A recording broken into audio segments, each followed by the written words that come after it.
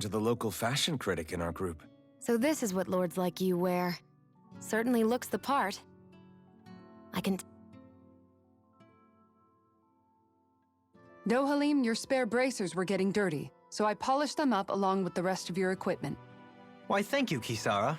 I greatly appreciate that. Maybe it's just my imagination, but you sure seem to fuss over Dohalim a whole lot, Kisara. It is a little strange. Almost like you're still in his service. Really? That's certainly not my intention. Besides, he's not the only one I'm like that with. Hey, Law, I saw your clothes were starting to get holes in them, so I stitched them back up for you. Oh, wow. Thanks, Kisara. Point taken. Do you just like looking after people? I wouldn't go so far as to say I like it, but I get anxious if I don't. I'd always like to help if I can. It comes naturally to me. Back in the day, Miguel and I used to look after the younger kids a lot, so that's probably where it comes from. He taught me everything I know, and I mean everything. How to cook with wild plants, how to sew clothes so they'll last. Without him, we never would have been able to survive. However, you're not a lord anymore, Dohalim. You need to get used to the idea that people aren't just going to wait on you hand and foot. Yes, you're absolutely right. I'm ashamed to admit that I felt no qualms about her doing all that for me. As both a Renan and especially as a lord, one becomes too accustomed to those beneath you tending to your every need, both Renans and Danans alike. Sure, that's how all you Renans are probably raised. But just to be clear, we're not your servants, Dohalim. Got that? Absolutely. Moments such as this provide me with ample opportunity to confront my unease. It is difficult to tend with my own motivations. What do you mean? The truth of the matter is that my espousal of coexistence in Menancia hardly came from an idealistic place. That instinctive unease I feel deep within serves as a reminder for what it is that all of us here fight for. Don't be so hard on yourself. No one's going to abandon you if you aren't always perfect. Looking at her now, I think she's more like his mom than his servant.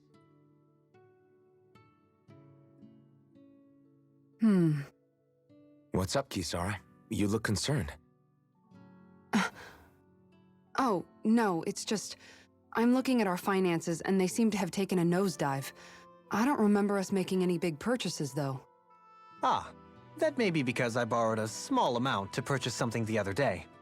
I don't think you can call spending more than half of our money a small amount. Half? Dohalim, what the hell did you buy? As it so happens, I came upon a rather special object that I've long been searching for. Are you talking about that junk? I mean, that unique-looking trinket you're holding? Whoa, is that a... Indeed.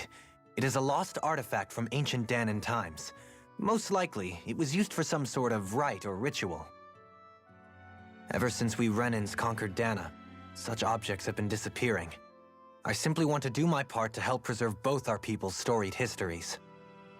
Well, if it's to preserve Danan history, then I guess we can maybe look the other way. Just this once? I don't know. Why spend money on something that won't even keep us fed? More to the point, we all contribute to that money. I don't like the thought of anyone dipping into it without saying anything. You must understand. Had I let that opportunity pass me by, I'd never have come across this item again. Dohalim, maybe no one taught you that money doesn't grow on trees. I may have been a lord, but I realize that much. It's not enough to simply realize it. You have to internalize the concept too.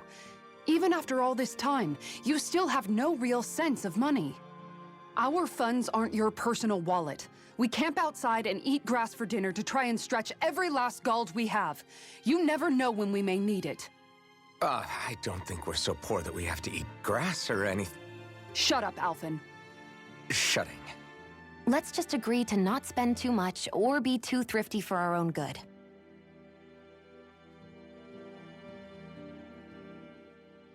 Alphen, your blazing sword draws its power from Shion's Firemaster core, right? So I'm told. Then why don't you use yours, Dohalim? You mean my Earth Master Core, yes?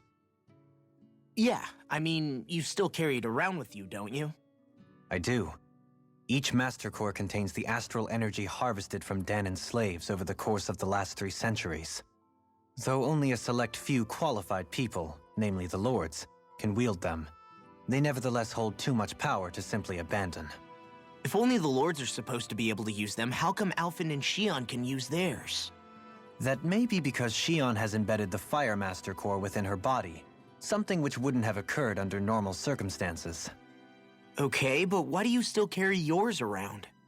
Just as Danans see Master Cores as symbols of the lives and resources robbed from them, so too do I view mine as a symbol of our lasting sins. The pain and agony wrought upon this world by my predecessors, as well as the injustice enabled by my own inaction, are all housed within my Master Core. It is a testament of all that I have done wrong. It cannot ever be used again, nor fall back into the wrong hands. Dohalim. You didn't differentiate between the deaths of Danans and the deaths of Renans. Danans and Renans both spill blood and languish in agony all the same. I just couldn't bear to hear it any longer. That's all. Little late for that.